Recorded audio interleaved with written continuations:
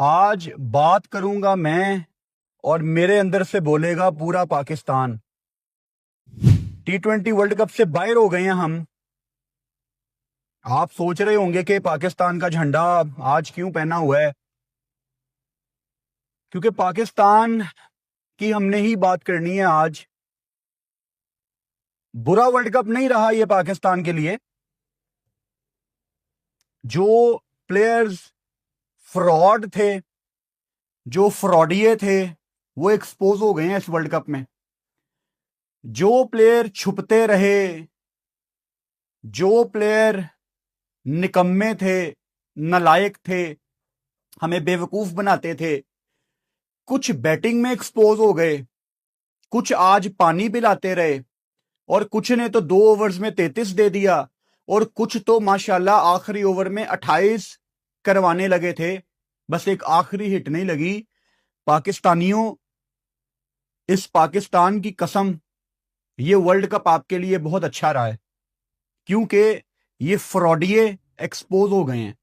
एक दफा शुएब अख्तर ने फ्रॉड का वर्ड इस्तेमाल किया था, मुझे बहुत बुरा लगा था, लेकिन आज मुझे ये चीज समझ आई है कि तब शुएब अख्तर जितना हर्ट थे वो शायद हम नहीं समझ सके, क्योंकि इन क्रिकेटर्स ने पाकिस्तान के लिए बड़ी बहादुरी के साथ क्रिकेट खेली है। वो फ्रॉडिये नहीं थे। वो कभी कभी गंदी क्रिकेट खेल लेते थे, लेकिन वो फ्रॉडिये नहीं थे। वो पाकिस्तान के लिए 100% देते थे। आपने टोटल तो लगा दिया, 213 का आपने उनको टारगेट दे दिया, लेकिन आपको वर्ल्ड कप में रहने के लिए 147 पे रोकना था श्रीलंका को। और मैं दाद देता हूं अबरार की, शुरू में पाकिस्तान ने थोड़ी सी जान मारी, अदरवाइज जितना सीधा ये विकेट था, यहां पे 147 की उम्मीद रखना बहुत ज्यादती थी।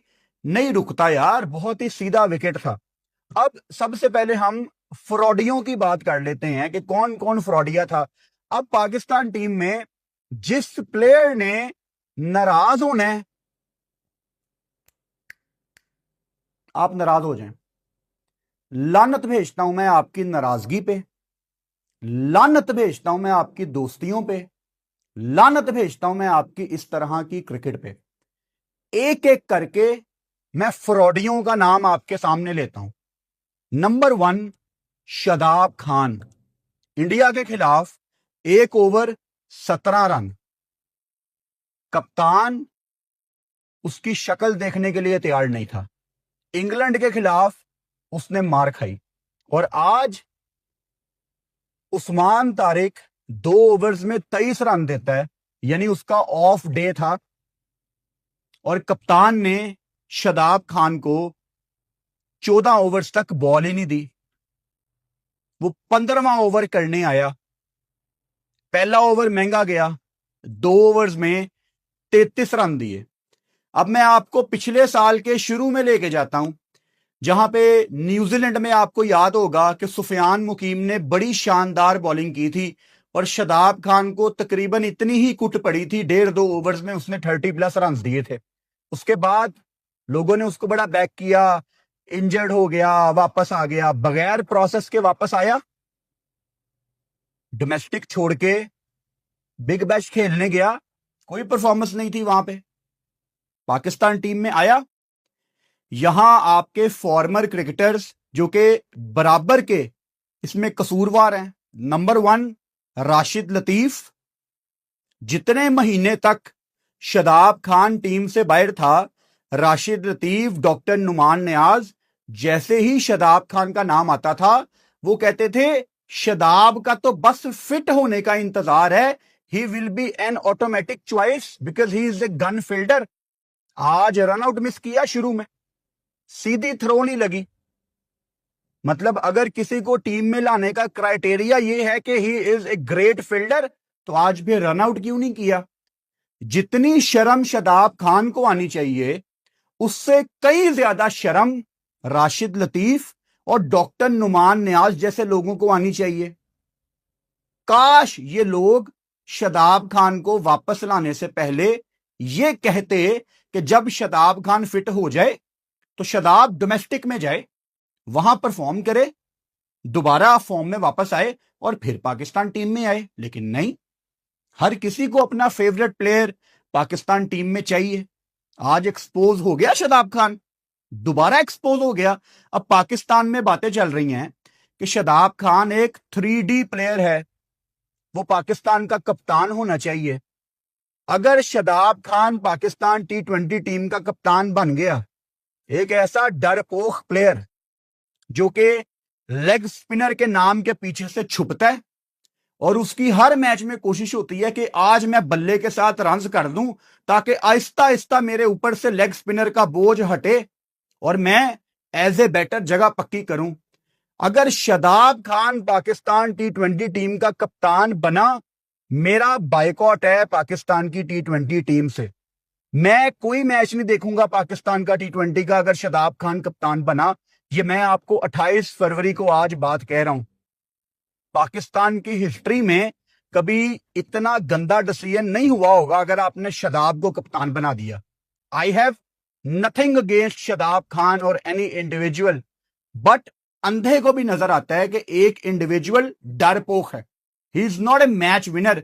एक तो उसने जो युवराज सिंह को आउट कर दिया 2017 की चैंपियंस ट्रॉफी में, वो हमें यहां पे ले डूबी है। अगर आपने सलमान अली आगा को कप्तानी से हटाना है और आपने शादाब खान को कप्तान बनाना है, I am sorry, this is not the solution. Salman Ali Agha के ऊपर आ जाते हैं क्योंकि कप्तान है।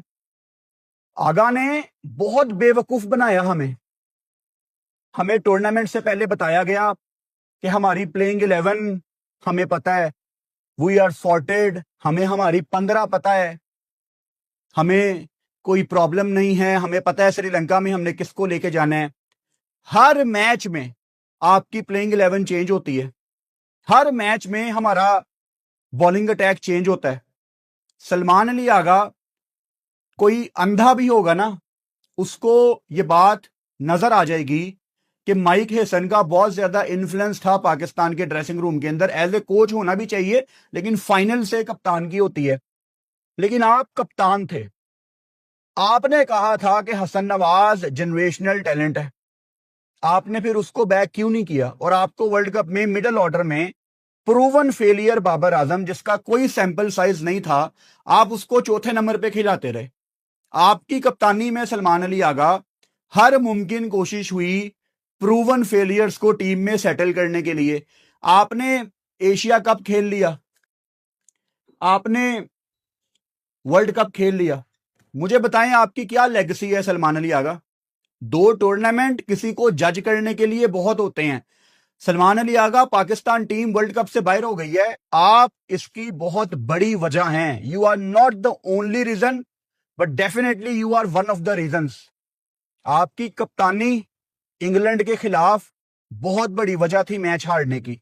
आपकी कप्तानी इंडिया के खिलाफ, जो आप बाहर से तय करके आए थे माइक हेसन से, आपके पास प्लान बी प्लान सी नहीं था, तो एज ए कैप्टन आप एक्सपोज हुए हैं।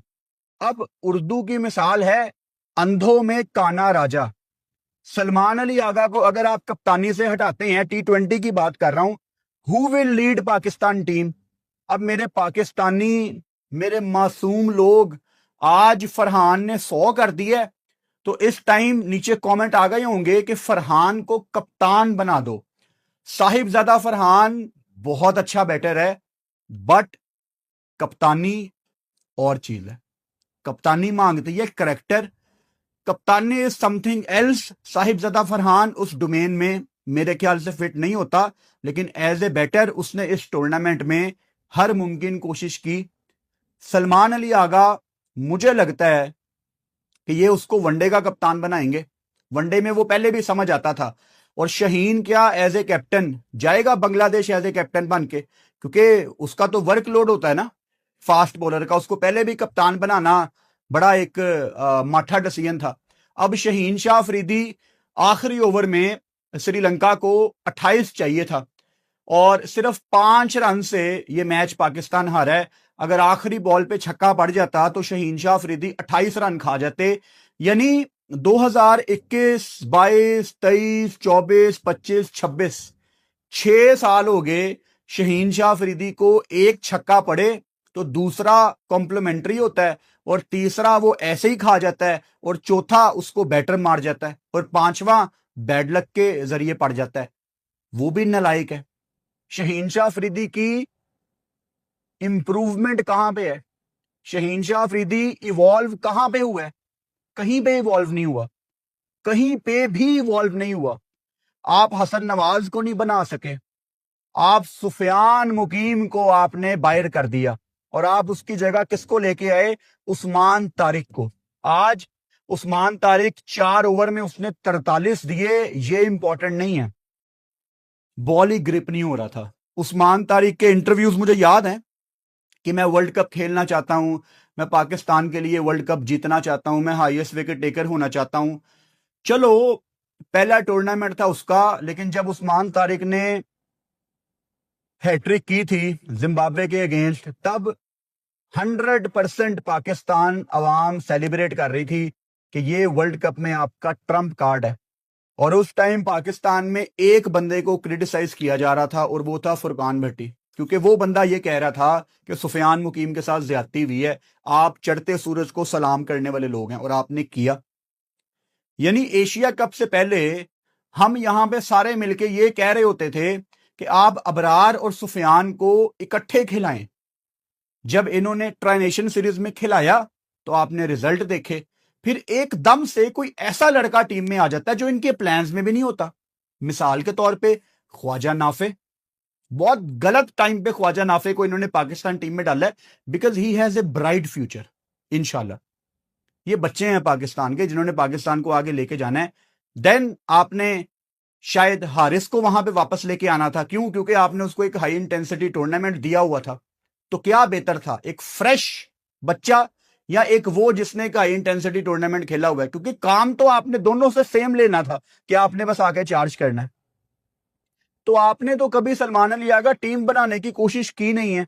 और मैंने हर दफा वीडियो में आपका जिक्र किया, आप तक पैगाम पहुंचाया वीडियोस में कि सलमान अली आगा सरफराज अहमद वाली गलतियां मत दोहराएं। सरफराज पाकिस्तान की हिस्ट्री का one of the great captains है, लेकिन वो मिकी आर्थर के नीचे लग गया था।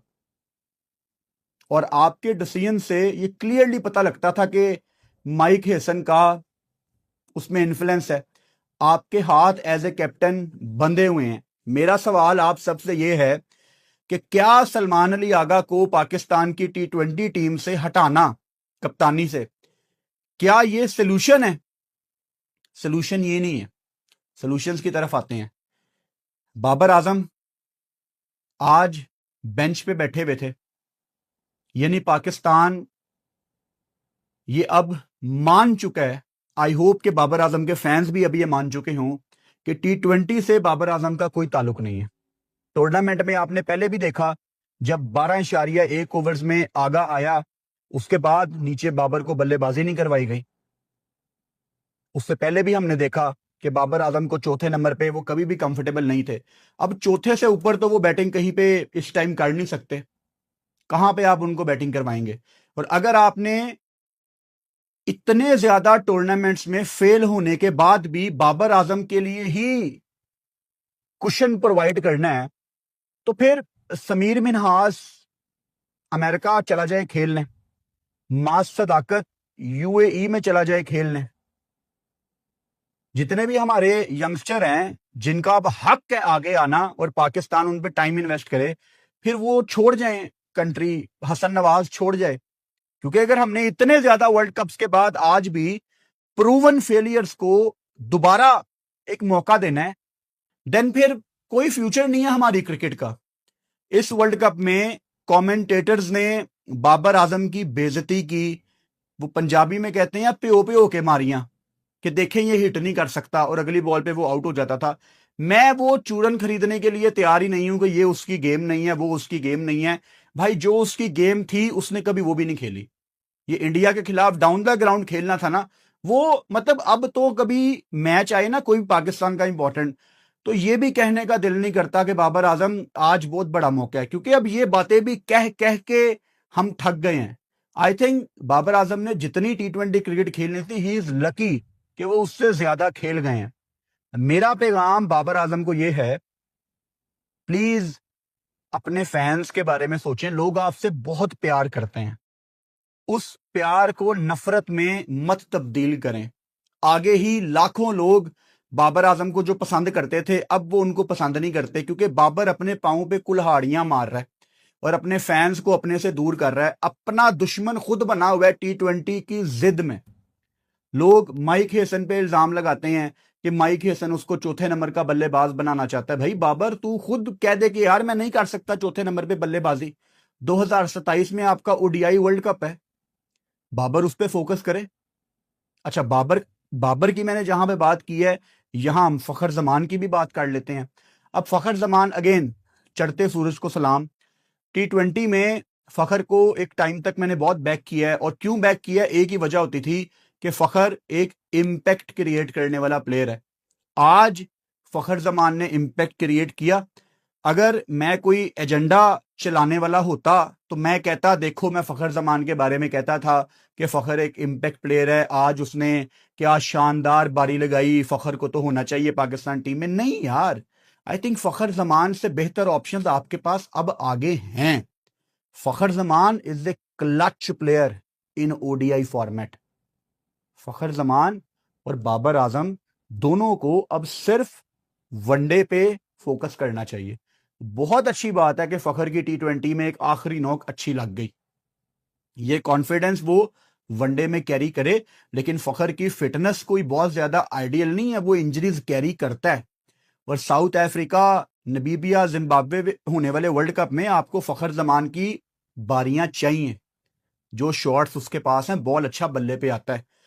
तो बड़ा आसान है इस टाइम आपके लिए ये कहना कि Fakhar Zaman is back in form, लेकिन पाकिस्तान टीम में होता क्या है कि पाकिस्तान टीम ना, जो प्लेयर बाहर होने वाला होता है वो बिल्कुल आखिरी मौके पे एक बारी खेल देता है और उसके ऊपर उसके 2 साल पक्के हो जाते हैं। इस चीज से हमें बाहर निकलना पड़ेगा।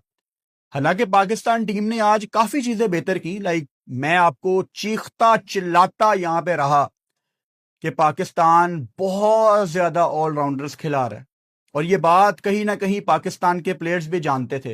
रेफरेंस दे देता हूं, 2 दिन पहले शहीन शाह अफरीदी प्रेस कॉन्फ्रेंस करने आए। उनसे सवाल हुआ कि डोंट यू थिंक कि माइक हेसन बहुत ज्यादा ऑलराउंडर्स खिला रहे हैं? तो शहीन ने इंटरेस्टिंग एक्सप्रेशंस दिए। शहीन ने आगे से कहा, टफ क्वेश्चन, इसका क्या मतलब होता है कि वो इससे मुख्तलिफ सोचते हैं। शहीन ने कहा, देखें कि माइक हेसन का अपना माइंडसेट है, वही बेहतर आपको इसका जवाब दे सकता है। क्या मतलब है इसका कि एज ए सीनियर प्लेयर अगर शहीन के दिमाग में ये बात है, तो डेफिनेटली यार, जब मैं आपको इतने महीनों से बता रहा हूं कि आप बहुत ज्यादा ऑलराउंडर्स खिला रहे हैं, कितना मुश्किल है 2 फास्ट बॉलर खिलाएं। मिसाल के तौर पे आज शहीन और नसीम थे, 2 फ्रंट लाइन स्पिनर, आज अबरार और उस्मान तारिक थे। साइम आज नहीं था, चलो उसको साइड पे कर देते हैं। आगा ऑलराउंडर, शदाब को तो इस टाइम ऑलराउंडर कहते हुए भी मुझे शर्म आ रही है। नवाज ऑलराउंडर। आप इतनी एक्स्ट्रा ऑप्शंस खिला रहे थे वर्ल्ड कप में। वो शुरू शुरू में ना मुझे भी नहीं समझ आती थी कि किसी मैच में नवाज की बॉलिंग नहीं आई, किसी मैच में फहीम की बॉलिंग नहीं आई, किसी मैच में नवाज की बैटिंग नहीं आई, किसी मैच में फहीम की बैटिंग नहीं आई। कुछ समझ नहीं आ रहा था कि साइम एक ओवर में 2 विकेटें ले रहा है, फिर वो अगला ओवर नहीं करवाने आ रहा, बिकॉज इतनी ज्यादा ऑप्शंस थी आगा के सामने, और ये आगा ने खुद ये गलतियां की हैं इतनी ज्यादा ऑप्शंस खिला के। वो मैं अक्सर आपको एग्जांपल देता हूं ना कि आप जब शॉपिंग पे जाएं, आपको एक शर्ट पसंद आ जाए, आप वो शर्ट लेने लगते हैं, लेकिन सेल्समैन आपको कहता है कि सर ये भी देखें वो भी देखें, फिर आपके सामने 5-6 शर्ट्स आ जाती हैं और आप कंफ्यूज हो जाते हो। वही हो रहा है सलमान अली आगा के साथ, और सलमान अली आगा इसमें बिल्कुल भी मासूम नहीं है, क्योंकि ये मसले मसाइल उसने खुद अपने लिए क्रिएट किए हैं, ये गलतियां उसने खुद की हैं माइक हेसन की बातों में आके। क्योंकि सैंपल साइज तो ये कहता है कि माइक हेसन जब इस्लामाबाद यूनाइटेड के साथ थे, वो ऑलराउंडर्स की स्ट्रेटजी को बहुत ज्यादा बैक करते थे, लेकिन अगर एक चीज इस्लामाबाद यूनाइटेड के लिए काम कर रही थी जो कि इतनी ज्यादा नहीं की, तो क्या वो पाकिस्तान के लिए काम करेगी? इसका प्रूवन सैंपल साइज है नहीं। मैं उम्मीद करता हूं, क्योंकि जैसा मैं सोचता हूं वैसा ये करते नहीं है, मैं उम्मीद करता हूं कि Pakistan team, Pakistan cricket board कोई पैनिक बटन ना दबाए। पैनिक बटन से मेरी क्या मुराद है? पैनिक बटन से मेरी मुराद है कि आपने सलमान अली आगा को कप्तानी से हटा दिया, आपने माइक हेसन को कोचिंग से निकाल दिया, ये होगा पैनिक बटन। क्योंकि इस टाइम ये वन ऑफ द रीजंस हैं, but they are not the main reasons. आपको T20 में जीरो से अपनी टीम बनानी है, और किन लड़कों के अराउंड आपको टीम बनानी है, नाम नोट कर लें। आपको Saim Ayub, I know failure है, नहीं चला, बट रखना है आपने उसको 15 में, सीधी सी बात है। साइम अयूब पे इतना इन्वेस्ट किया है, बंदे का पुत्र बनाना पड़ेगा उसको, उससे परफॉर्मेंसेस निकालनी है साइम अयूब से, ऐसी की तैसी साइम अयूब की कि तेरे पे इतना टाइम इन्वेस्ट किया है, ऐसी की तैसी तेरी कि तू क्यों नहीं आगे बल्ले से रन्स करके देता।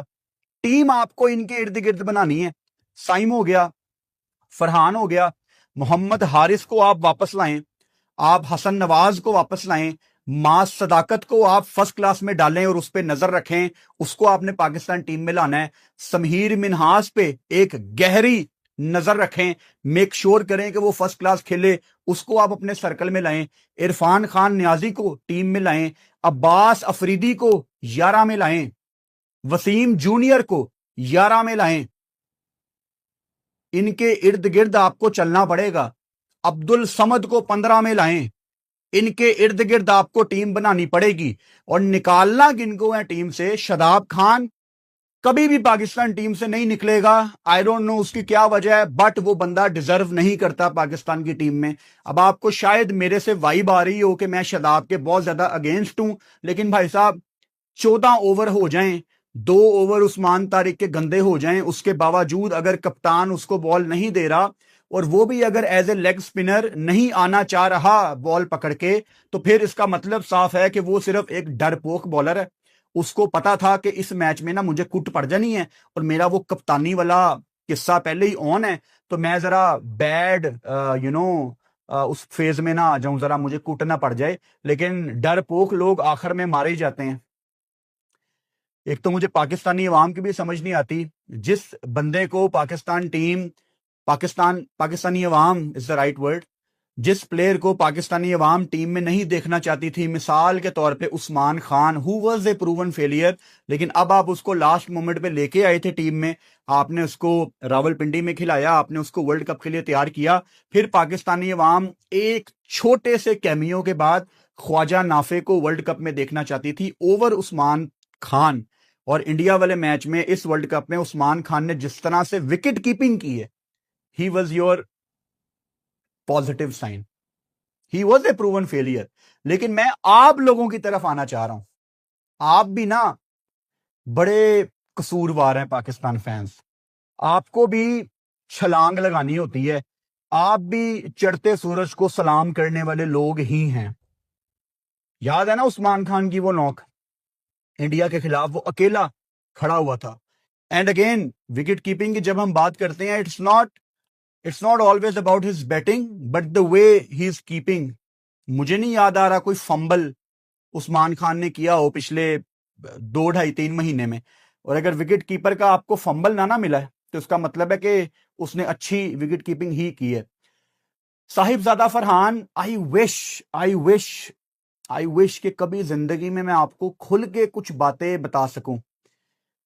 आई डोंट नो, शायद आज से अल्लाह ताला मुझे जिंदगी दे, अल्लाह ताला आप सबको मेरे साथ जोड़ के रखे। हमारा एक सिलसिला बना हुआ है बात करने का यूट्यूब पे, शायद आज से 10-12 साल के बाद मैं आपको कुछ बातें खुल के बता सकूं, because this is not the right time. Active players हैं 2-3 जो पाकिस्तान टीम में हैं। बहुत दिल कर रहा है मेरा आप लोगों के साथ एक कहानी शेयर करने का, लेकिन प्रॉब्लम में आ जाएंगे ना हमारे लड़के, प्रॉब्लम में आ जाएंगे। लेकिन मैं दबे दबे लफ्जों में आपको बता देता हूं, इस टूर्नामेंट का जो हाईएस्ट स्कोरर है फरहान, एशिया कप में उसने बुमराह को चार्ज किया। इंपॉर्टेंट ये नहीं है बुमराह को चार्ज किया, आपका कोई बल्लेबाज करता नहीं है चार्ज बुमराह जैसे बॉलर को। ही वॉज योर पॉजिटिव। उसको क्या क्या सहना पड़ा पाकिस्तान टीम में आने से पहले, और कौन उसको नहीं आने देता था, कौन उसकी लेग पुलिंग करता था ड्रेसिंग रूम में। 10 साल वेट कर लो, कसम खा के कहता हूं 10 साल के बाद it will be worth to watch that video. कभी जिंदगी रही, जिंदगी ने मौका दिया, क्योंकि फरहान एक दफा रिटायर हो जाए और इसके साथ वाले भी 2-3 रिटायर हो जाएं, आपको मैं ऐसी ऐसी बातें बताऊंगा फरहान के करियर के बारे में, आप हैरान रह जाएंगे यार कि इसके साथ इतनी ज्यादतियां हुई हुई हैं। और जिस बच्चे के साथ इतनी ज्यादतियां हुई हैं वो आपको तकरीबन हर टूर्नामेंट में खड़े होकर दिखा रहा है। हालांकि उसकी भी बड़ी लेग पुलिंग की कोशिश की गई है, आई नो उसकी प्रॉब्लम रही है फरहान की डॉट बॉल्स की बहुत ज्यादा, लेकिन स्टिल उसने तकरीबन हर दूसरे मैच में आपको खड़े होकर दिखाया है। ये तो इनकी जिंदगियां गुजर गई, इन्होंने तो वर्ल्ड कप में मैन ऑफ द मैच नहीं कभी लिए, और वो शहजादा हर दूसरे तीसरे मैच में आपको वैल्यू ऐड करके दिखाता है। इसके अलावा नवाज ने बहुत ज्यादा डिसअपॉइंट किया है, नवाज से इतनी ज्यादा उम्मीदें थी। अब नवाज अगेन पाकिस्तान टीम में क्यों आया था, शदाब की रिप्लेसमेंट बन के, अब दोनों खेल रहे हैं। नवाज, इतनी ज्यादा उम्मीदें थी भाई तेरे से, लेकिन नवाज तूने साबित किया है कि तू टूर्नामेंट्स का प्लेयर नहीं है, तू बायलैटरल्स का प्लेयर है। इतना माठा वर्ल्ड कप गया है ये नवाज का, with the bat, with the ball, and मेरा ख्याल है सिर्फ वो अपने आप को ही ब्लेम कर सकता है, और वो किसको ब्लेम करेगा। साइम अयूब का ना चलना इस वर्ल्ड कप में बहुत बड़ा फेलियर है पाकिस्तान का, बिकॉज उसको इतना बैक किया है पाकिस्तान ने। अगर आपको ये लगता है ना कि साइम को बैक करके आगा ने या हेसन ने ज्यादती की है, नहीं यार। अगर मैं पाकिस्तान क्रिकेट टीम की मैनेजमेंट का हिस्सा होता तो मैं भी साइम अयूब को इतने ही मौके देता, क्योंकि उसके अंदर कुछ है डिफरेंट। मैं आपको रेफरेंस दे देता हूं, जब बाबर वाइट बॉल में आया he was batting so well, आपको याद होगा स्पेशली जो उसने वेस्ट इंडीज के अगेंस्ट सीरीज खेली थी शारजा में। रेड बॉल में बाबर से नहीं हो पा रहा था, माइक, मिकी आर्थर और सरफराज अहमद ने बड़े मौके दिए बाबर को रेड बॉल में, फेलियर्स के बावजूद, और फिर आहिस्ता आहिस्ता वो रिदम में आना शुरू हुआ।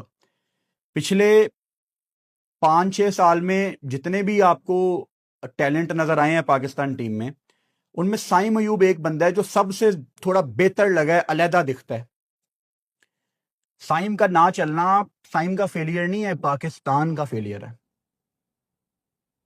काश साइम इस वर्ल्ड कप में कुछ करता।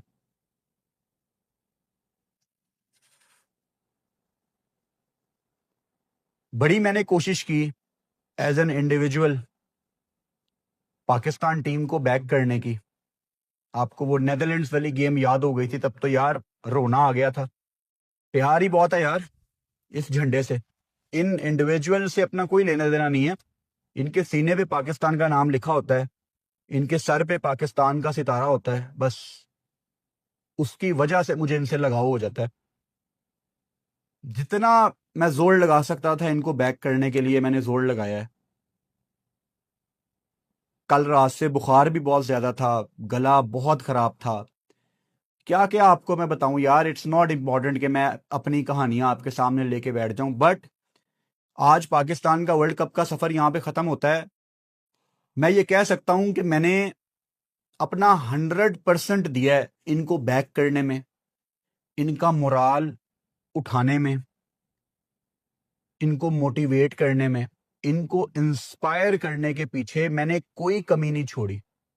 लेकिन ये ऐसे नालायक हैं कि ये खड़े नहीं हुए टूर्नामेंट में, ये खड़े नहीं हुए टूर्नामेंट में। I tried my level best.